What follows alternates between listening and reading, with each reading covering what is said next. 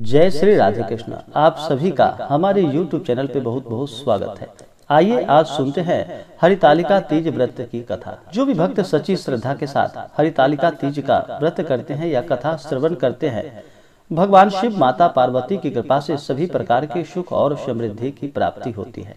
हरितालिका तीज का व्रत यह हर वर्ष भाद्रपद माह के शुक्ल पक्ष तृतीया तिथि के दिन इस व्रत को किया जाता है।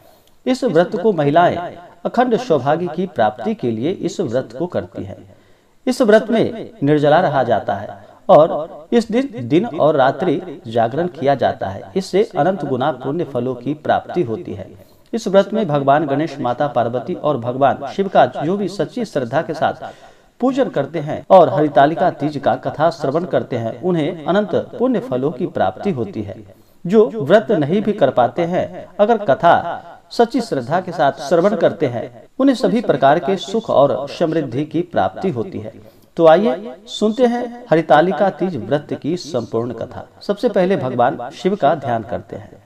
मंदार माला कुलिताल काय, कपाल मालांकित शेखराय, दिव्यांबराय च दिगंबराय, नमः शिवाय च नमः शिवाय। जय श्री गणेश, जय श्री शंभु, जय माता पार्वती। अब सुनते हैं हरितालिका तीज व्रत की कथा।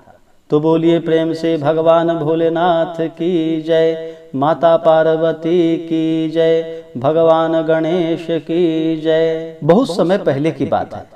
सूत जी कहते हैं कि मंदार की माला से जिन माता पार्वती जी का केश पास अलंकृत है और मुंडू की माला से जिन भगवान शिव जी की जटा अलंकृत है, जो पार्वती दिव्य वस्त्र धारण की है और जो भगवान शिव जी दिगंबर, ऐसे ही श्री पार्वती जी तथा भगवान शिव जी को बारंबार प्रणाम करता हूँ।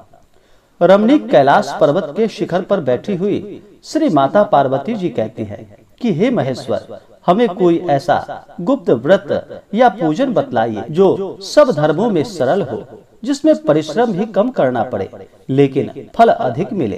हे नाथ, यदि आप मुझ पर प्रसन्न हो तो यह विधान बतलाइए। हे प्रभु, किस तप, व्रत या दान से आदि मध्य और अंत रहित आप जैसे महाप्रभु हमको प्राप्त हुए हैं। भगवान शिव जी बोले कि हे देवी, सुनो, मैं तुमको एक व्रत जो मेरा सर्वस्व और छिपाने योग्य है, लेकिन तुम्हारे प्रेम से वशीभूत होकर मैं तुम्हें बतलाता हूँ। जैसे नक्षत्रों में चंद्रमा, ग्रहों में सूर्य, वर्णों में ब्राह्मण, देवताओं में विष्णु भगवान, नदियों में गंगा, पुराणों में महाभारत, वेदों में सामवेद और इंद्रियों में मन श्रेष्ठ है। सब पुराणों और वेदों का सर्वस्व जिस तरह कहा गया है, मैं तुम्हें एक प्राचीन व्रत बतलाता हूँ। एकाग्र से सुनो। जिस व्रत के प्रभाव से तुमने मेरा आधा आसन प्राप्त किया है, वह मैं तुमको बतलाऊंगा, क्योंकि तुम मेरे प्रेयसी हो।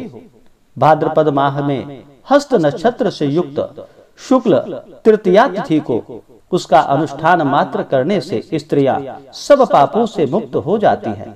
हे देवी, तुमने आज से बहुत दिनों पहले हिमालय पर्वत पर इस व्रत को किया था। यह वृतांत मैं तुमसे कहूंगा। पार्वती माता ने कहा कि हे नाथ, मैंने क्यों यह व्रत किया था, यह सब आपके मुख से मैं सुनना चाहती हूँ। भगवान शिवजी कहते हैं कि भारतवर्ष के उत्तर की ओर एक बड़ा रमणीक और पर्वतों में श्रेष्ठ हिमवान नामक पर्वत है। उसके आसपास तरह तरह की भूमियां हैं, तरह तरह के वृक्ष उस पर लगे हुए हैं। नाना प्रकार के पक्षी और अनेक प्रकार के पशु उस पर निवास करते हैं। वहां पहुंचकर गंधर्वों के साथ बहुत से देवता, सिद्ध, चारण, पक्षीगण सर्वदा प्रसन्न मन से विचरते हैं। वहां पहुंचकर गंधर्व गाते हैं, अप्सराएं नाचती हैं। उस पर्वत राज के कितने ही शिखर ऐसे हैं कि जिनमें स्फटिक, रत्न और वैदुर्य मणि आदि के खाने भरी है। यह पर्वत ऊंचा तो इतना अधिक है कि मित्र के घर की तरह समझकर आकाश का स्पर्श किए रहता है, जिसके समस्त शिखर सदैव हिम से आच्छादित रहते हैं और गंगा जल की ध्वनि सदा सुनाई देती रहती है। हे पार्वती, तुमने बाल्यकाल में उसी पर्वत पर तपस्या की थी। 12 वर्ष तक तुम उल्टी टंग कर केवल धुआं पी कर रही थी। 64 वर्ष तक सूखे पत्ते खाकर रही। माघ मास में तुम जल में बैठी रहती और वैशाख की दोपहरिया में पंचाग्नि तापती रहती। श्रावण के महीने में जल बरसता तो तुम भूखी प्यासी रहकर मैदान में बैठी रहती। तुम्हारे पिता इस तरह के कष्ट सहन को देखकर बड़े दुखी हुए। वे चिंता में पड़ गए कि मैं अपनी कन्या किसको दूं। उसी समय नारद जी वहां आ पहुंचे। मुनि श्रेष्ठ नारद जी उस समय तुम्हें देखने को गए थे।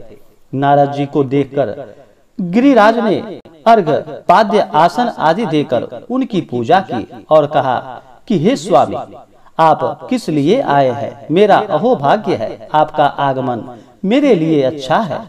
नारद जी ने कहा कि हे पर्वतराज, सुनो, मैं भगवान विष्णु का भेजा हुआ आपके पास आया हूँ।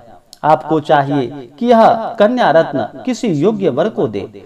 भगवान विष्णु के समान योग्य वर ब्रह्मा, इंद्र और शिव इनमें से कोई नहीं। इसलिए मैं यही कहूंगा कि आप अपनी कन्या भगवान विष्णु को ही देवे। हिमवान ने कहा, भगवान विष्णु स्वयं मेरी कन्या ले रहे हैं और आप यह संदेश लेकर आए हैं, तो मैं अपनी कन्या अवश्य दूंगा। हिमवान की इतनी बात सुनकर मुनिराज नारद आकाश में विलीन हो गए। वे पीतांबर, शंख, चक्र और गदाधारी भगवान विष्णु के पास पहुंचे। वहां हाथ जोड़कर नारद जी ने भगवान विष्णु से कहा कि हे देव, सुनिए, मैंने आपका विवाह पक्का कर दिया है। उधर हिमवान ने पार्वती के पास जाकर कहा कि हे पुत्री, मैंने तुम्हें भगवान विष्णु को दे डाली। तब पिता की बात को सुनकर बिना उत्तर दिए ही तुम अपनी सखी के घर में रहने लगी। वहीं जमीन पर पड़कर तुम बड़ी दुखी हुई और विलाप करने लगी। तुमको इस तरह विलाप करते हुए देखकर सखी ने पास आकर कहा कि हे देवी, तुम क्यों इतना दुखी हो? इसका कारण बतलाओ। तुम्हारी जो कुछ इच्छा होगी मैं यथाशक्ति उसको पूरा करने की चेष्टा करूंगी, इसमें कोई संशय नहीं। माता पार्वती बोली, मेरी जो कुछ अभिलाषा है उसे तुम प्रेम पूर्वक सुनो। मैं एकमात्र भगवान शिव जी को ही अपना पति बनाना चाहती हूँ, इसमें कुछ भी संशय नहीं। मेरे इस विचार को पिताजी ने ठुकरा दिया है, इसमें मैं अपने शरीर को त्याग दूंगी। पार्वती की इस बात को सुनकर सखियों ने कहा कि शरीर का त्याग न कर, चलो किसी ऐसे वन को चले जहाँ पिता को पता भी न लगे। ऐसी सलाह कर तुम वैसे वन में जा पहुंची। उधर तुम्हारे पिता घर घर तुम्हें ढूंढने लगे। दूतों द्वारा भी खबर लेने लगे कि कौन देवता या किन्नर मेरी पुत्री को हर कर ले गया है। उन्होंने मन ही मन कहा कि मैं नारद जी के आगे प्रतिज्ञा कर चुका हूँ कि अपनी पुत्री भगवान विष्णु को ही दूंगा। ऐसा सोचते सोचते हिमवान मूर्छित हो गए। गिरिराज को मूर्छित देखकर सब लोग हाहाकार करते दौड़ पड़े। जब होश हुआ तब सब पूछने लगे कि हे गिरिराज, आप अपनी मूर्छा का कारण बतलाइए। हिमवान ने कहा कि आप लोग मेरे दुख का कारण सुने। न मालूम कौन मेरी कन्या को हर कर ले गया है। ऐसा नहीं हुआ तो उसे किसी काले सर्प ने काट लिया या सिंह खा गए होंगे। हाय हाय, मेरी बेटी कहाँ चली गई? किसी दुष्ट ने मेरी पुत्री को मार डाला। ऐसा कहकर वे वायु के झोंके के समान कांपते हुए वृक्ष के समान कांपने लगे। इसके बाद हिमवान तुम्हें वन वन खोजने लगे। वन वन भी सिंह, भालू, हिंसक जंतुओं से बड़ा भयानक हो रहा था। तुम भी अपनी सखियों के साथ उस भयानक वन में चलती चलती एक ऐसे जगह जा पहुंची जहां एक नदी बह रही थी। उसके रमणीय तट पर एक बड़ी सी कंदरा थी। तुमने उसी कंदरा में आश्रम बना लिया और मेरी एक बालुकामयी प्रतिमा बनाकर अपनी सखियों के साथ निराहार रहकर मेरी आराधना करने लगी। जब भाद्रपद शुक्ल पक्ष की हस्त युक्त तृतीया तिथि प्राप्त हुई तब तुमने मेरा विधिवत पूजन किया और रात भर जागकर गीत वाद्यादि से मुझे प्रसन्न करने में समय बिताया। उस व्रत राज के प्रभाव से मेरा आसन डगमगा उठा, जिससे मैं तत्काल उस स्थान पर जा पहुंचा जहां पर तुम अपनी सखियों के साथ रहती थी। वहां पहुंचकर मैंने तुमसे कहा कि मैं तुम पर प्रसन्न हूँ। बोलो तुम क्या चाहती हो? तुमने कहा, मेरे देवता, यदि आप मुझ पर प्रसन्न हैं तो मेरे पति बने। मेरे तथास्तु कहकर कैलाश पर्वत पर वापस आने पर तुमने वह प्रतिमा नदी में प्रवाहित कर दी और सखियों के साथ उस महाव्रत का पारण किया। हिमवान भी तब तक उस वन में तुम्हें खोजते हुए आ पहुँचे। चारों दिशाओं में तुम्हारी खोज करते करते वे व्याकुल हो चुके थे, इसलिए तुम्हारे आश्रम के समीप पहुँचते ही गिर पड़े। थोड़ी देर बाद उन्होंने नदी के तट पर 2 कन्याएं देखी। देखते ही उन्होंने तुम्हें छाती से लगा लिया और विलख विलख कर रोने लगे। फिर पूछा, पुत्री, तुम सिंह, व्याघ्र आदि जंतुओं से भरे इस वन में क्यों पहुंची हो? पार्वती माता ने उत्तर दिया कि हे पिताजी, मैंने पहले ही अपने आप को शिव जी के हाथों सौंप दिया था। आपने मेरी बात टाल दी, इससे मैं यहाँ चली आई। हिमवान ने सांत्वना दिया कि हे पुत्री, मैं तुम्हारी इच्छा के विरुद्ध कुछ नहीं करूँगा। तुम्हें अपने साथ ले घर आ गए और मेरे साथ तुम्हारा विवाह करा दिया। इसी से तुमने मेरे अर्ध आसन पाया। तब से आज तक किसी के सामने मुझे यह व्रत प्रकट करने का अवसर प्राप्त नहीं हुआ। हे देवी, मैं यह बताता हूँ कि इस व्रत का हरितालिका नाम क्यों पड़ा? तुमको सखिया हर कर ले गई थी, इसी से हरितालिका नाम पड़ा। इस पर पार्वती माता ने कहा कि हे प्रभु, आपने नाम तो बताया, अब विधि भी बतलाइए। इसका क्या पुण्य है, क्या फल है, यह व्रत कौन करे? भगवान शिवजी माता पार्वती से कहने लगे कि हे देवी, मैं स्त्री जाति की भलाई के लिए यह उत्तम व्रत बतलाता हूँ। जो स्त्री अपने सौभाग्य की रक्षा करना चाहती हो, वह यत्न पूर्वक इस व्रत को करे।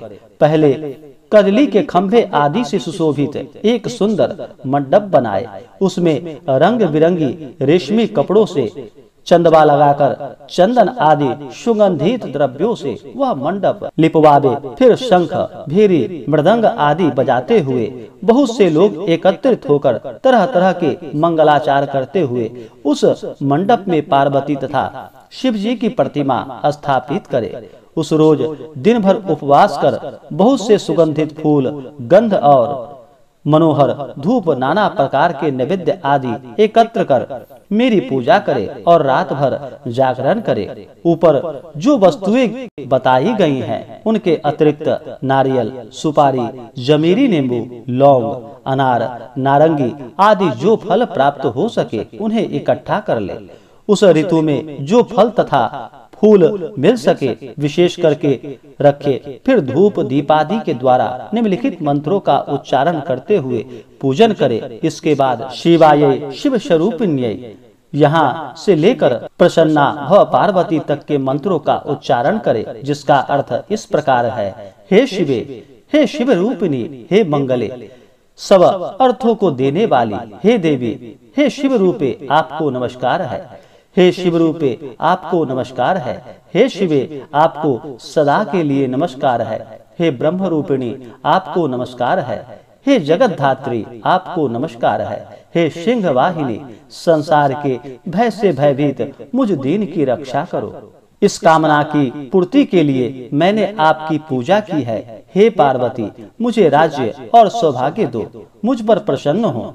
इन्हीं मंत्रों से माता पार्वती तथा भगवान शिव जी की पूजा करे। तदंतर विधि पूर्वक कथा सुने और ब्राह्मण को वस्त्र, गौ, स्वर्ण आदि देवे।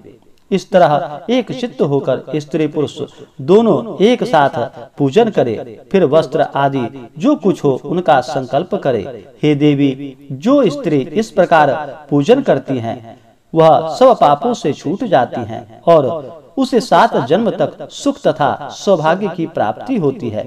जो स्त्री तृतीया तिथि को व्रत न कर अन्न भक्षण करती है, अन्न को खाती है, तो वह 7 जन्म तक बंध्या रहती है और उसको बार बार विधवा होना पड़ता है। वह सदा दरिद्री, पुत्र शोक से शोकाकुल स्वभाव की लड़ाकी, सदा दुख भोगने वाली होती है और उपवास न करने वाली स्त्री अंत में घोर नरक में जाती है। तीज को अन्न खाने से शुकरी, फल को खाने से बंदरिया, पानी पीने से जोंक, दूध पीने से सांपिनी, मांसाहार करने से बाघिन, दही खाने से बिल्ली, मिठाई खाने से चींटी और सब खाने से मक्खी होती है। उस रोज सोने से अजगरी और पति को धोखा देने से मुर्गी होती है। इसलिए हर स्त्रियां व्रत अवश्य करे। दूसरे दिन स्वर्ण, चांदी, तांबा तथा बांस के पात्र में अन्न भरकर ब्राह्मण को दान दे और पारण करे। जो स्त्री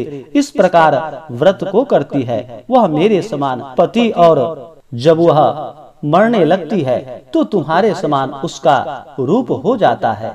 उसे सब प्रकार के सांसारिक भोग और सायुज्य मुक्ति मिल जाती है। इस हरितालिका की व्रत कथा मात्र सुन लेने से प्राणी को 1000 अश्वमेध और सैकड़ों वाजपेयी यज्ञ करने का फल प्राप्त होता है। देवी, मैंने यह सब व्रतों में उत्तम व्रत बतलाया जिसके करने से प्राणी सब पापों से छूट जाता है। इसमें कुछ भी संशय नहीं है। तो बोलिए प्रेम से भगवान भोलेनाथ की जय, माता पार्वती की जय, भगवान गणेश की जय। जो भी जातक, जो भी भक्त सच्ची श्रद्धा के साथ हरितालिका तीज का व्रत करते हैं या कथा श्रवण करते हैं, भगवान गणेश, भगवान शिव, माता पार्वती की कृपा से सभी प्रकार के सुख और समृद्धि की प्राप्ति होती है। किसी भी व्रत या पूजन में सबसे पहले भगवान गणेश का पूजन किया जाता है। भगवान विघ्न विनाशक, सभी प्रकार के विघ्नों को हरने वाले हैं और अपने भक्तों को सुख और समृद्धि प्रदान करने वाले हैं। तो इस दिन सुबह